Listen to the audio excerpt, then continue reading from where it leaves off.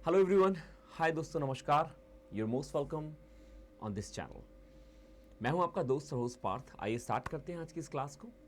ये क्लास है दोस्तों एसबीआई को लेकर, जो कि मेन क्वेश्चंस जो एग्जाम में आने वाले हैं, एक्सपेक्टेड क्वेश्चंस, राइट, और जो कि स्टूडेंट्स को चाहिए होते हैं कि सर ये क्वेश्चंस हमारे इनमें काफ़ी हाथ तंग है तो इनको करवाया जाए, चाहे वो डबल फिलर्स हो, चाहे वो फ्रेजेस हों, और फिर वो चाहे एरर्स हों। सो उन सभी के संग दोस्तों मैं फिर से आया हूं आज की क्लास थर्ड को लेके। तो मस्ती से स्टार्ट करेंगे इस क्लास को। Within time, just remember, within time you have to do that. I mean यदि आपको 15 to 20 क्वेश्चंस करवाए जा रहे हैं तो कोशिश ये करें कि आप विद इन टाइम सॉल्व करें। स्पीड और एक्यूरेसी ये हर एग्जाम में मैटर करती है, और भाई बैंकिंग में तो विशेषकर मैटर करती है।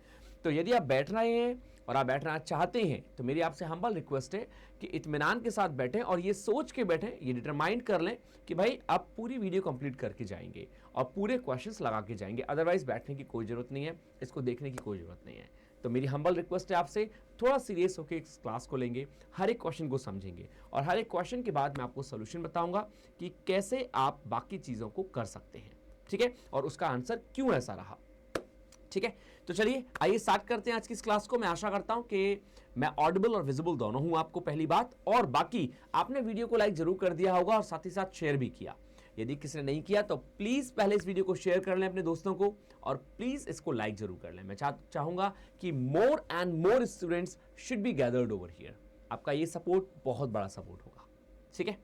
तो आइए दोस्तों स्टार्ट करते हैं नंबर 1 क्वेश्चन के साथ। हर एक क्वेश्चन के लिए आपको 30 सेकंड दिए जाएंगे, ये आप सबको पता है, और हर एक 30 सेकंड का आपको भरपूर फायदा उठाना है। यहां पे जस्ट रिमेंबर, आपको हर एक 30 सेकंड का पूरा फायदा उठाना है, ठीक है। तो चलिए दोस्तों स्टार्ट करेंगे नंबर 1 क्वेश्चन से आज की इस क्लास को।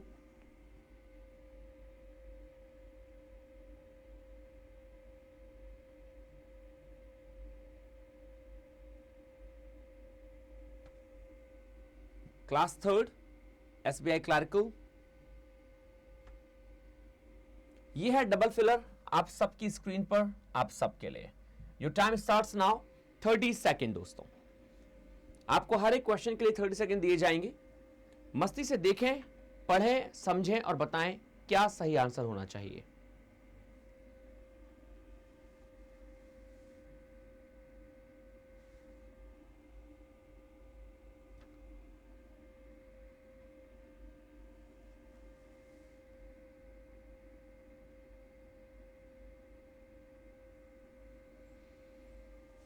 Your time is finished. Your time is up here.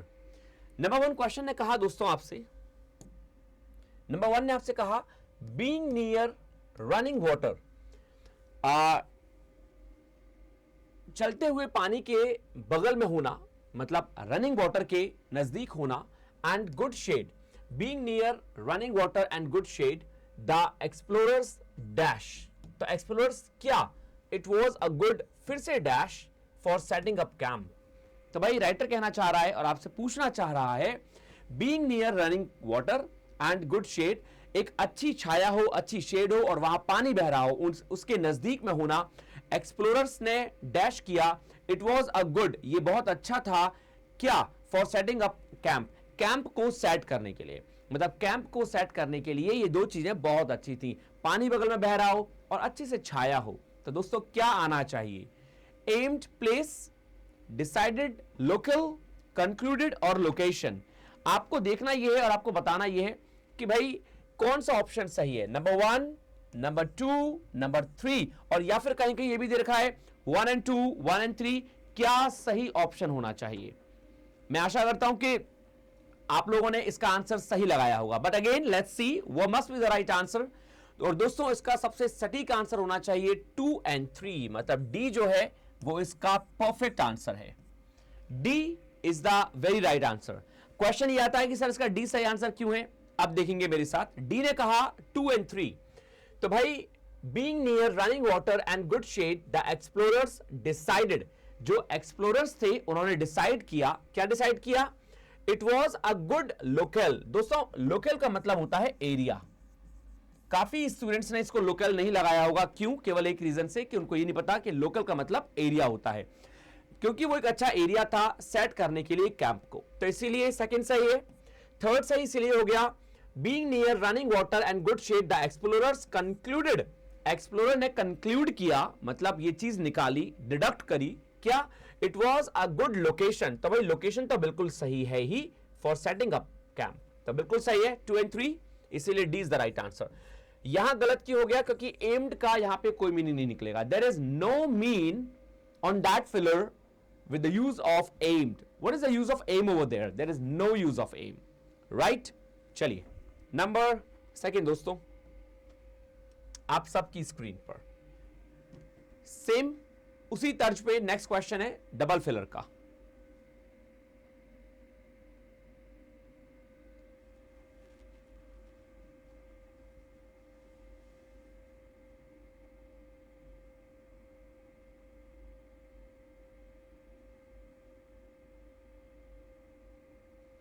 Read the sentence carefully and let me know. Your time is up. Your time is up. The Indian government has dash a broader strategy that is specifically dash on increasing foreign investment. Writer ने कहा कि Indian government जो है उसके पास है एक कैसी broader strategy जो कि स्पेसिफिकली किस चीज को इंक्रीज कर रही है, दैट इज स्पेसिफिकली डैश और इंक्रीजिंग फॉरेन इन्वेस्टमेंट, जो कि फॉरेन इन्वेस्टमेंट को और इंक्रीज करने के लिए है। तो भाई आपको सुटेबल वर्ड, प्रॉपर वर्ड लगाना है यहां पे। तो पहला हम देखते हैं the Indian government has launched, हाँ जी इंडियन गवर्नमेंट ने लॉन्च की है एक ब्रॉडर स्ट्रेटजी जो कि स्पेसिफिकली फोकस करती है इंक्रीज करने में फॉरेन इन्वेस्टमेंट को। जी हाँ, फर्स्ट जो है हो सकता है, फर्स्ट बिल्कुल गलत नहीं है, बिल्कुल सही है। सेकंड ने कहा Indian government has formulated, formulated का मतलब लॉन्च होता है, हो सकता है। A broader strategy that is specifically centred on, जो बिल्कुल मुख्य है, बिल्कुल सही है दोस्तों, सेकंड भी सही है, that is centred on. Centred का मतलब होता है जिसका आधार है, जिसका एम है क्या, इंक्रीज करना फॉरेन इन्वेस्टमेंट को। अब आ जाइए नंबर थर्ड पे, the Indian government has established a broader strategy. भाई इंडियन गवर्नमेंट ने लॉन्च की है, फॉर्मुलेट की है, लेकिन एस्टेब्लिश नहीं की है। एस्टेब्लिश का तो मतलब ये होगा कि हमेशा के लिए कोई चीज को एस्टेब्लिश कर देना, नहीं। अच्छा दूसरा देखते हैं, that is specifically targeted on increasing. दोस्तों टारगेटेड सही वर्ड है यहां पे, लेकिन एस्टेब्लिश जो है वो गलत वर्ड है, इसीलिए नंबर 3 जो है वो गड़बड़ हो जाएगा। तो 1 and 2 is the right answer, means B जो है वो इसका सबसे सटीक आंसर है। बी जो होगा वो सबसे सटीक आंसर होगा, ठीक है। आई होप कि काफी लोगों का सही हुआ होगा, मुझे कमेंट बॉक्स में लिख के बताएंगे कि किस किस का सही है, ठीक है। Number third, read the sentence and let me know.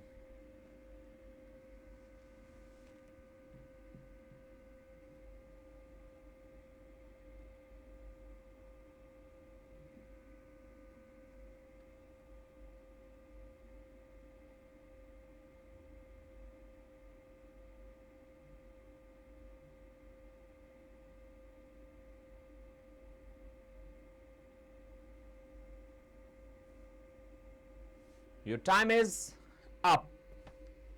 दोस्तों technological changes have dash new job. Technological जो चेंजेस हैं वो नई जॉब को लाए हैं, उन्होंने नई जॉब दिखाई है, new job positions and also led, और साथ ही साथ उन्होंने एक चीज और मार्गदर्शन की है, मार्गदर्शन में लाई है, right, to an increase in the dash for new skills, new skills को लेकर। तो देखते हैं क्या सही आना चाहिए यहां पे। पहला है produce and requirement, technological changes have produced, हाँ जी प्रोड्यूस किया है, यदि टेक्नोलॉजी आई है तो उसने क्या किया है, उसने प्रोड्यूस किया है, वो सामने लाया है न्यू जॉब पोजीशंस को, और साथ ही साथ उसने लेड किया है, अग्रसर किया है to an increase in the requirement for new skills, कि भैया इसके लिए आपको न्यू स्किल्स की जरूरत भी है, बिल्कुल सही है। उसने जरूरत भी दिखाई है, रिक्वायरमेंट भी दिखाई है नई स्किल्स की, जब नई टेक्नोलॉजी है तो भाई नई स्किल्स भी चाहिए, तो बिल्कुल सही है first. Technological changes have catered new job positions and also led to an increase in the decent for new। नहीं दोस्तों, decent word बिल्कुल गलत है, सेकंड का कोई मीनिंग नहीं निकलेगा यहां पे। decent का मतलब बिल्कुल गलत है, DESCENT का कोई सेंस नहीं है। टेक्नोलॉजिकल चेंजेस हैव क्रिएटेड, जी क्रिएटेड के सेंस में आता है, प्रोड्यूस्ड सही है, new job positions and also led to an increase in the demand for new skills. बिल्कुल सही है, रिक्वायरमेंट कहें या डिमांड कहें, नंबर थर्ड भी सही है। तो दोस्तों 1 and 3 सी जो है वो इसका प्रॉपर सही आंसर होगा। सी जो होगा वो क्या हो जाएगा, सही आंसर हो जाएगा। मैं आशा करूं सबको समझ में आ रहा होगा। Everybody is getting my point and everybody is understanding the given sentence and the answers, right? But still if you are not getting and you have any doubt, तो प्लीज पूछिएगा जरूर, please ask me, right? Comment box में जरूर comment करें। चलिए number next, number 4 read करें और बताएं क्या सही आंसर होना चाहिए।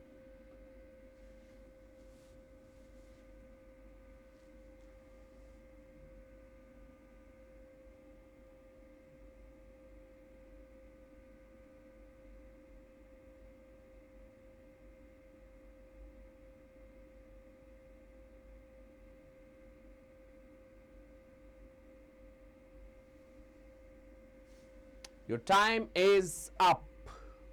Your time is up दोस्तों। India's dash, भारत का क्या as an education hub is the result of both economic changes and क्या efforts? कौन से efforts? तो भाई राइटर क्या कहना चाह रहा है और आपने इससे क्या समझा? राइटर ने कहा India's dash as an educator, India's advent, दोस्तों advent का मतलब होता है arrival। तो चलिए अराइवल लग जाएगा यहां पे। इंडियाज अराइवल मतलब advent as an educator hub is the result of both economic changes and significant efforts. Significant efforts क्यों आएंगे? सिग्निफिकेंट का मतलब होता है इंपॉर्टेंट। तो मेरे अंदाज से यहां पे सिग्निफिकेंट का कोई सेंस नहीं लगेगा। इंपॉर्टेंट कहिए या नेसेसरी कहिए, इसका मतलब होता है इंपॉर्टेंट और नेसेसरी, जिसका कोई सेंस नहीं है। ठीक है, चलिए यहां पे कह रहा है इंडियाज राइज, भारत का जो उदय है एक एजुकेटर हब के तौर पे, वो रिजल्ट रहा है both economic changes and remarkable efforts का, बहुत ही उम्दा एफर्ट्स। जी हां, सेकंड हो सकता है दोस्तों। थर्ड ने कहा इंडियाज इमरजेंस, इमरजेंस और राइज दोनों का मतलब एक ही होता है। An education hub is the result of both economic changes and adequate efforts, और पर्याप्त एफर्ट्स का। जी हां, थर्ड भी सही है दोस्तों। D is the right answer, only 2 and 3। D जो होगा वो इसका सबसे सटीक आंसर हो जाएगा नंबर 4 का। Only 2 and 3 is the right answer, क्योंकि दोनों सही आ रहे हैं। यहां राइज सही है और इमरजेंस भी सही है, सेकंड में रिमार्केबल भी सही है और एडिक्वेट मतलब पर्याप्त भी सही है। लेकिन फर्स्ट में क्या था, सिग्निफिकेंट गलत था। सिग्निफिकेंट का मतलब होता है नेसेसरी, तो necessary efforts what does it mean, वहां पे नेसेसरी एफर्ट्स का कोई सेंस नहीं लग रहा। Both economic changes and necessary efforts result रहे हैं, नहीं।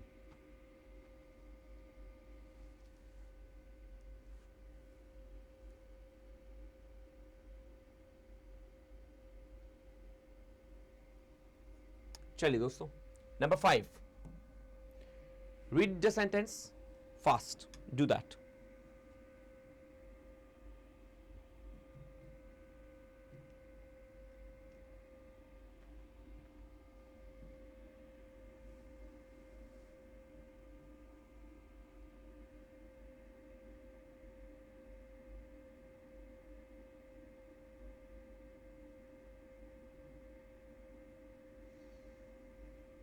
Your time is up दोस्तों। चलिए, when the food started, जब खाना स्टार्ट हुआ, arriving आना, I began to dash, I had gone overboard because the portions were dash। तो यहां पे क्या आना चाहिए? Realize enormous, discovered massive, understand या huge। तो राइटर ने कहा when the food started arriving, I began to realize I had gone overboard because the portions were enormous। जी हां, बिल्कुल सही है, नंबर 1 इसका आंसर हो सकता है। जब खाना स्टार्ट हुआ आना, I began to realize, तो मैंने रियलाइज किया, क्या रियलाइज किया? I had gone overboard because the portion were enormous, कि मैं जो है वो फुल हो गया क्योंकि पोर्शन जो था वो बहुत ज्यादा बड़ा था, enormous था। enormous का मतलब होता है ग्रेट, ठीक है, बड़ा होना। When the food started, I began to discovered, two के बाद ये दोस्तों ग्रामेटिकली गलत हो गया। I began to understand, ठीक है, I had gone overboard because the portion were huge. बिल्कुल सही है दोस्तों, ह्यूज और एनॉर्मस दोनों का मतलब एक ही होता है, इसीलिए नंबर थर्ड जो है वो भी सही है। तो first and third they both are right. इसका मतलब ये हो गया कि सी जो है वो बिल्कुल परफेक्ट आंसर है दोस्तों। C is the right answer. 1 and 3 is the very right answer.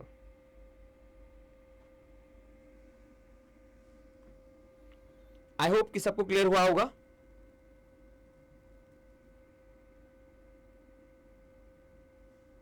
सभी ने समझा होगा सेंटेंस को और सेंटेंस के मीन को, ठीक है। चलिए दोस्तों, नंबर नेक्स्ट, नंबर 6, आपको बताना है इस वर्ड का सही सिनोनियम क्या होगा। टेमिंग का सही सिनोनियम क्या होता है? What is the right meaning of taming? Come on.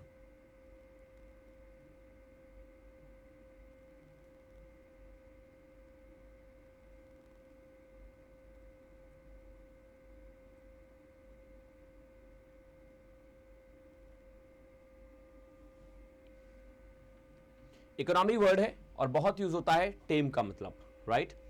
Time word जो है बहुत यूज होता है। Your time is up. दोस्तों टेम का मतलब होता है डिक्रीज होना, किसी भी चीज में कमी आना, डिक्रीज। इसी डिक्रीज को आप लेसन भी कहते हैं, राइट। इसी को आप क्या कह सकते हैं? आप डिक्रीज कह सकते हैं, आप इसको लेसन कह सकते हैं, आप डिमिनिश भी कह सकते हैं इसको, ठीक है। डिमोटिवेटेड भी कह सकते हैं। तो उसी सेंस में आता है subdue. B is the right answer. B जो होगा वो इसका सटीक आंसर हो जाएगा। कम होना, हशप हो जाना, धीमा पड़ जाना, सुस्त पड़ जाना, यही कहलाता है टेमिंग। नंबर 7 दोस्तों, what is the right synonym of the word deflected? DEFLECTED। Deflected का सही मीनिंग क्या होना चाहिए?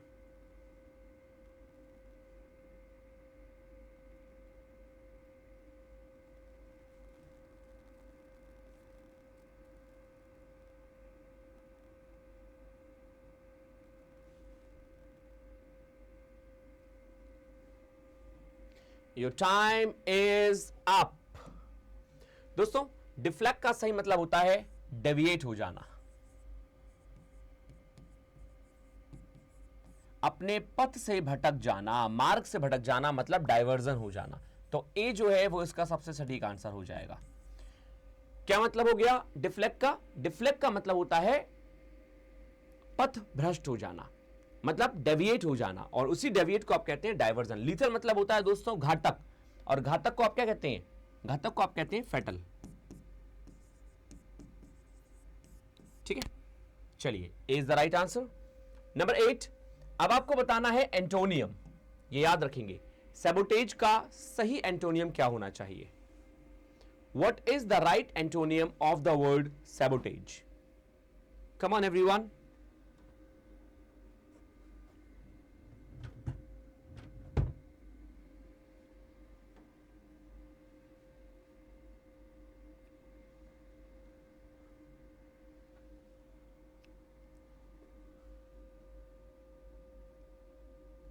And your time is up.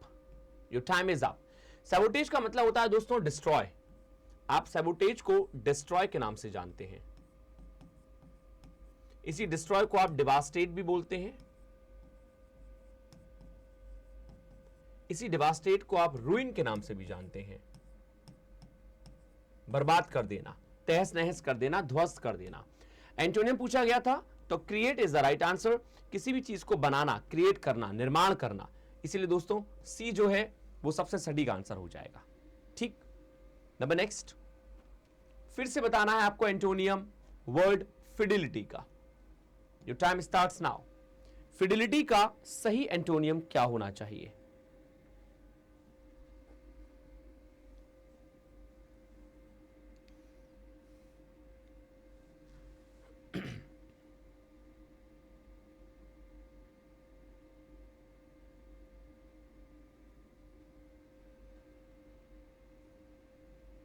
Loyalty, treacherous, incumbent या परपीचुएट।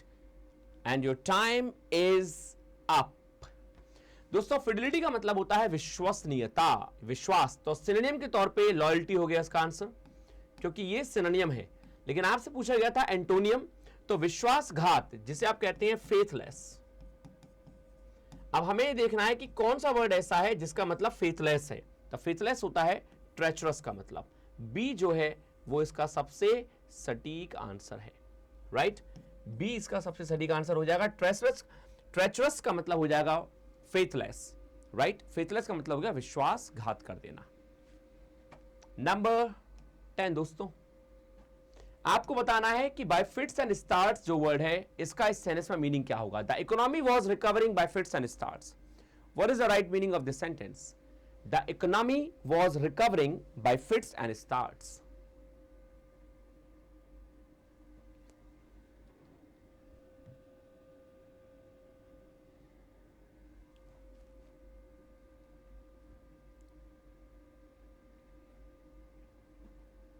Come on everyone, your time is up here. Economy जो है वो रिकवर कर रही थी अनियमित रूप से। दोस्तों बाय फिट एंड स्टार्ट जो होता है फ्रेज, इसका मतलब होता है किसी भी चीज का अनियमित रूप में होना, राइट। अनियमित रूप का मतलब क्या हो गया कि अचानक ही कभी कभार हो जाना, तो यही हो जाएगा इरेगुलरली। डी जो है वो इसके सबसे सटीक आंसर्स में से एक होगा। रैपिडली, स्विफ्टली और स्लोली बिल्कुल गलत है। Irregularly is the only right answer. Next, Number 11. What is the right meaning of this phrase? Call a spade a spade. He did not mince his words. उसने अपने शब्दों को मिक्स नहीं किया, but लेकिन called a spade a spade. तो उसने क्या किया फिर? यदि उसने अपने शब्दों को मिन्स नहीं किया तो उसने क्या किया?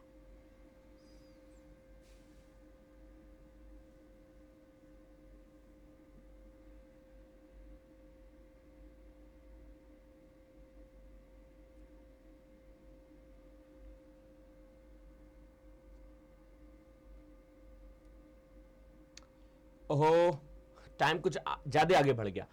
कॉल अ स्पीड स्पीड का मतलब होता है दोस्तों टू स्पीक क्लियरली। तो स्पीक क्लियरली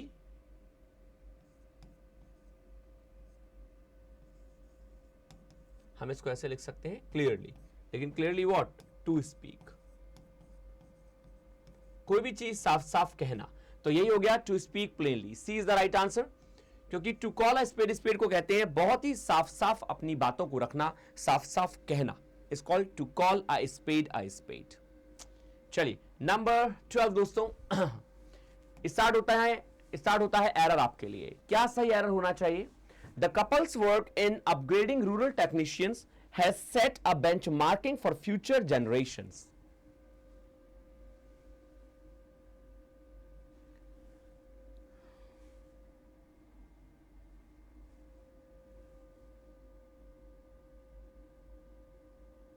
जो कपल का जो काम था अपग्रेड करने में रूरल टेक्नीशियंस को, उसने सेट किया फ्यूचर जनरेशंस के लिए एक बेंचमार्क। और टाइम इज अप। यहां पे दोस्तों ए लग गया।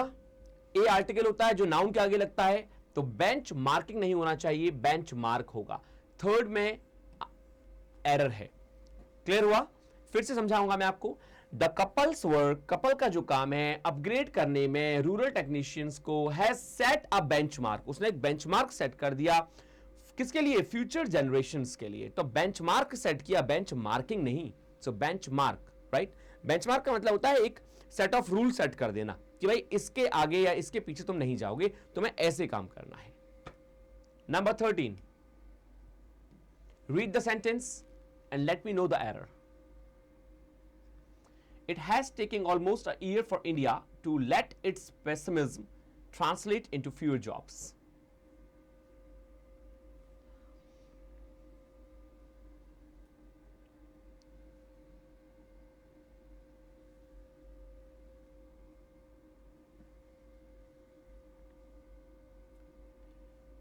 Your time is up. Your time is up दोस्तों। It has taken, आप सभी जानते हैं कि शुरुआत में गलती हो गई। हैज के संग वर्ब की थर्ड फॉर्म आती है, तो यहां पे टेकिंग नहीं आना चाहिए, यहां पे टेकन आना चाहिए। It has taken, taken is the right word. तो सेंटेंस क्या हो गया? सेंटेंस हो गया it has taken almost a year, एक साल लगभग लग गया भारत के लिए, टू लेट इट्स पेसिमिज्म, इसकी जो उदासीनता है, ट्रांसलेट करने में कुछ जॉब्स को लेकर। सो दोस्तों, taken is the right answer. कुछ बहुत बड़ी बात नहीं थी इसमें, यह आपने कर लिया होगा। नंबर 14 दोस्तों, आज का second last. Read the sentence and let me know what should be the right answer.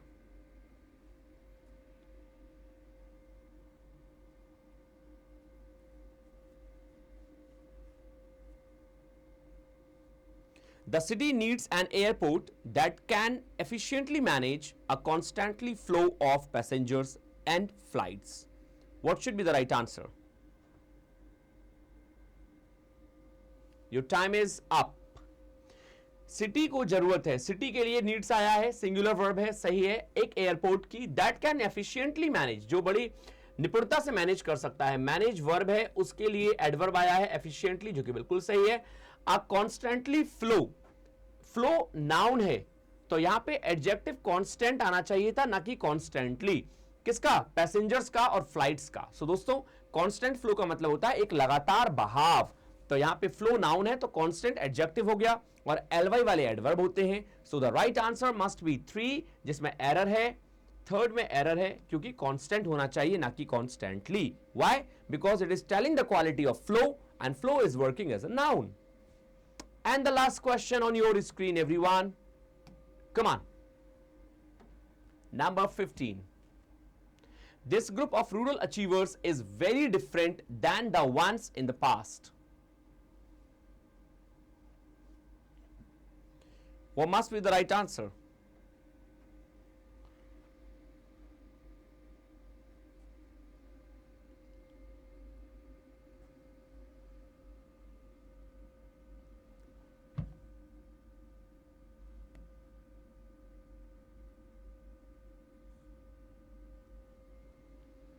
Oh, your time is up. इस सेंटेंस को आपने यदि ध्यान से पढ़ा हो तो आप आसानी से समझ सकते हैं कि सेंटेंस ने क्या कहा आपसे। सेंटेंस ने कहा this group of rural achievers, ये जो ग्रुप है ग्रामीण अचीवर्स का, इज वेरी डिफरेंट, ये काफी डिफरेंट है। किनसे? The ones in the past, जो पास्ट में थे। तो भाई डिफरेंट के संग कभी देन नहीं आता दोस्तों, ये याद रखेंगे। डिफरेंट के संग हम हमेशा फ्रॉम लगाते हैं, डिफरेंट कभी भी कंपैरिजन नहीं करता है, ठीक है। This group of rural achievers is very different from the ones in the past. ये जो ग्रुप है रूरल अचीवर्स का, ये बहुत डिफरेंट है जो पास्ट में थे उनसे। सो डिफरेंट फ्रॉम, ना कि डिफरेंट दैन।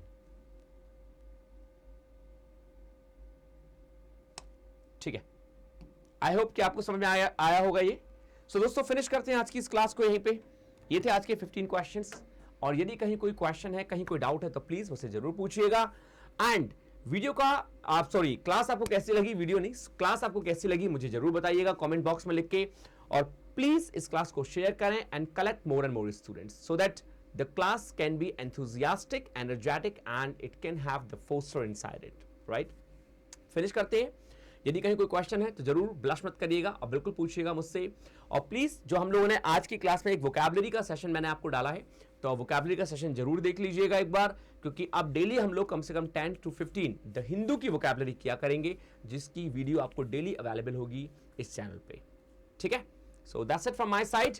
बाकी मिलते हैं फिर से कल की क्लास में। Till the time, take care of yourself, don't forget to miss me. Stay happy, stay healthy, stay hungry. Thank you दोस्तों, नमस्कार। और हाँ, मुझे कमेंट बॉक्स में लिख के बताएंगे कि आउट ऑफ 15 आपने कितना स्कोर किया आज, आउट ऑफ 15 कितने मार्क्स आए आपके। थैंक यू दोस्तों, नमस्कार।